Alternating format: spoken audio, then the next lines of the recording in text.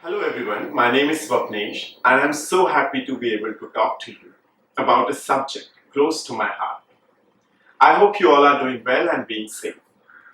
Today I want to talk to you about how British colonial law section 377 forced the Indian LGBTQI plus community to be hidden, suppressed and to feel worthless for nearly 158 years. And I also want you all to know how the Indian Supreme Court, with its historic judgment, gave hope and freedom to millions of people in India. First, the wording of Code 377 is as follows. Unnatural offences: whoever voluntarily has carnal intercourse against the order of nature with any man, woman, or animal shall be punished with imprisonment for life or with imprisonment of either description for term which may extend to 10 years and shall also be liable to fine. Meaning of that is penetration is sufficient to constitute the carnal intercourse necessary to the offense described in this section. Before I mention how this law came in the picture, let me mention how India's Ministry of Home Affairs had submitted an affidavit supporting Section 377 in the code in the year of 2005. It said, the law does not run separately from society. It only reflects the perception of the society. When Section 377 was brought under the statute as an act of criminality, it responded to the values and mores of the time in Indian society. The ministry also claimed that by comparison to the United Kingdom and the United States of America, objectively speaking, there is no such tolerance to the practice of homosexuality in Indian society. Where in fact, Section 377 at its origin did not respond to Indian society or its values or mores at all. British colonial governors imposed it on India undemocratically. It reflected only the British Judeo-Christian values of that time. The Criminal Tribes Act of 1871 in India defined certain tribal communities collectively as armed robbers, thieves and undesirables. British authorities associated nomadism not only with crime but with sexual immorality. In 1897, this same act was amended and expressly included eunuchs as a notified group. In practice, this meant India's hijras presumed to be sexually immoral and guilty of sodomy. The word hijra possibly derived from the Urdu word Isra, meaning a nomad or wanderer. From a large community of people in India who were born male yet lived their lives as female or a third gender. In many Indian cultures, this was a defined and permitted social niche. But under British laws, any eunuch who appeared dressed or ornamented like a woman in public street or who danced, played music or took part in any exhibition in public street could be arrested without warrant. The law denied hijras legal personhood, including the right to draw up a will or to adopt a child. Local authorities had to keep a register of all eunuchs reasonably suspected of committing these offences as detailed under Section 377 of the Indian Penal Code. The British considered hijra communities in India a distasteful nuisance. Colonial authorities obstructed their traditional rights, including rights to land and money they owned in villages across India. Anti-begging provisions in vagrancy laws, such as those in the Bombay and Bengal presidencies, also criminalize the customary social niche of hijras as mendicants.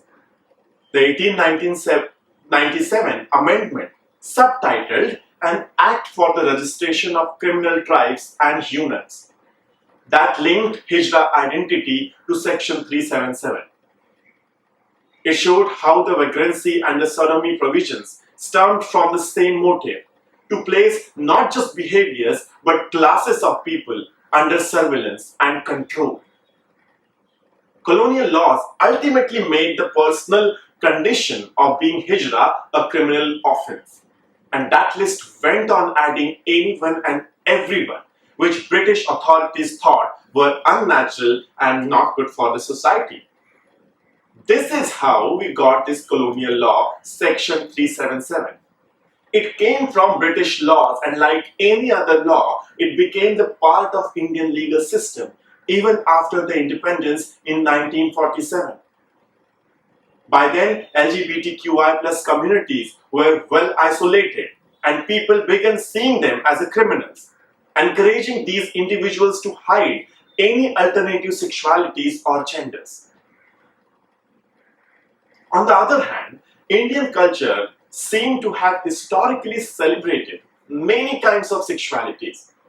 The Kama Sutra, the book which we proudly share with the world, tells us how to celebrate the sex and embraces an understanding of different sexualities. Indian temples and sculptures are full of signs that alternative sexualities have historically been accepted. Even Indian gods seem to represent perfect examples of sexual fluidity. But all of that aside, we Indians are still stuck with British colonial laws. How strange. Now let's jump to how the Indian Supreme Court in its historic judgment tried to change so many things for the LGBTQI plus community in India. It all started in July 2009 when the Delhi High Court first struck down portions of Section 377 as unconstitutional with respect to gay sex. It was a big day for the LGBTQI plus community in India. But this judgment was challenged in the Supreme Court and unfortunately was overturned on 11th December 2013. The court held that amending or repealing Section 377 should be a matter left to Parliament, not the judiciary. Well, we all knew Parliament would never touch Section 377 since, for Indian governments, the LGBTQI plus community was never really a priority. Indian LGBTQI plus activists and petitioners kept working towards getting time in the Supreme Court to revisit the judgment. Finally, the Supreme Court decided it would review the judgment by a 5-member constitutional bench. In the process, something very interesting happened. On 24th August 2017, the Supreme Court upheld the right to privacy as a fundamental right under the Constitution. In the same judgment, the court also called for equality and condemned discrimination, stating that the protection of sexual orientation lies at the very core of one's fundamental rights. This judgment paved the path for the LGBTQI plus community. I was very sure after this judgment that this would be the time when the Supreme Court would actually strike down Section 377. And that's what happened. 6 September 2018, the Supreme Court of India ruled the application of Code 377 to consensual homosexual sex between adults was unconstitutional, irrational, indefensible, and manifestly arbitrary. The happiness, the tears, the hope when this news broke on TV channels made the future look bright. But as usual, government was silent on this decision. In fact, some of the ministers of the Indian government continued to claim it went against Indian culture, even after the historic judgment was announced. The 495-page path-breaking verdict, delivered by a 5-judge constitutional bench headed by then Chief Justice Deepak Misra, took the help of philosophers and poets to read down parts of an 158-year-old colonial law under Section 377 of the IPC, which criminalized consensual gay sex. Since that judgment, so many things have changed. Police can't take advantage of LGBTQI plus people as easily anymore. The law stands with community, and that gives strength to a lot of people to stand against bigotry and to fight back. Sexual harassment can't simply be legally swept under the rug now. Society will still need so many years to change, but things are changing bit by bit. Many more LGBTQI plus people are coming out of closet now that they know the law is on their side. The feeling of being freed from a draconian law like Section 377 is so wonderful. We all can feel that around us. People from all parts of life coming out and talking about sexuality and beginning to explore who they truly may be. Many corporate houses, even if it is only to show off, are coming on board by hiring LGBTQI plus people. Filmmakers are putting LGBTQI plus characters into their films and television and series, although I must say that a lot of stereotypes and lack of sensitivity is still being shown towards these characters. Young men and women are talking about LGBTQI plus rights and becoming allies to help the cause. Talk of marriage equality is already happening in Indian courts, though many of these petitions are rejected because the government is totally against it and courts are simply not ready to take further steps yet. But in the future, India will have marriage equality because the courts in India have always stood by the people more than parliamentarians will ever do. I am what I am, so take me as I am. This is how the Supreme Court judgment on scrapping Section 377 began. By using a lot of poetic references and philosophical statements, it has gotten to the point where one of the 5 judges actually said, "We as a nation should apologize to the LGBTQI plus community as we are responsible for the suffering they went through all these years." The ruling was not just a judgment.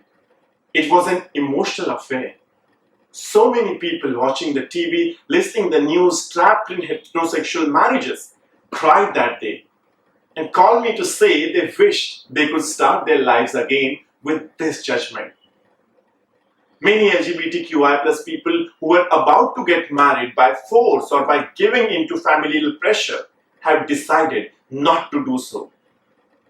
Now they know the law is with them. The judiciary plays a crucial role in changing how society behaves. After this judgment, a change in society is quite visible. Obviously, it needs to go further out from just a few metropolitan cities because real India still resides in villages. Conversation and awareness is still a long path to cross, but the judgment marked a watershed moment in national conversation around queer rights. Mostly because judges themselves recognize that the historical wrongs done to the queer community needs to be atoned for at a policy level.